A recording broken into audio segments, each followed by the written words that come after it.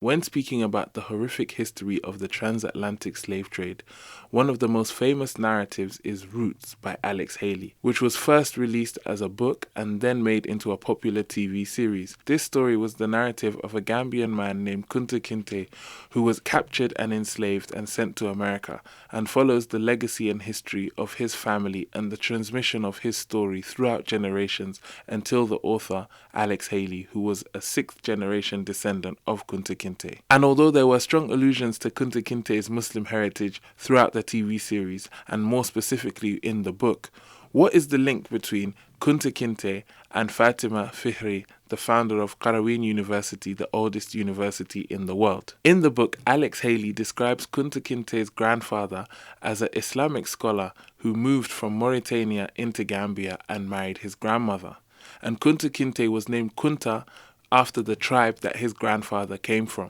This Kunta tribe were the descendants of a famous Sahaba named Uqba bin Nafi', who accompanied his uncle Amr bin As during the Arab conquests of North Africa. So Uqba bin Nafi' and his uncle Amr bin As were both famous companions of the Prophet Muhammad ﷺ and members of the same tribe as him, the Quraysh. Uqba accompanied his uncle Amr bin As during the conquest of Egypt, where his uncle settled on the banks of the river Nile and established a city called Fustat, which later grew and became known today as Cairo. Uqba bin Nafi' continued to travel inwards until he arrived at Tunisia and established a city called Karawan, which became a center of Islamic learning and a prominent place of travel and study for Muslims across North Africa. One of Uqba's descendants, Fatima Fihri, then traveled to Morocco, where she established her own masjid, which became known as the Masjid of the People of Karawan, or Masjid al-Qarawiyyin. And the Kunta tribe, which Kunta Kinte's grandfather came from,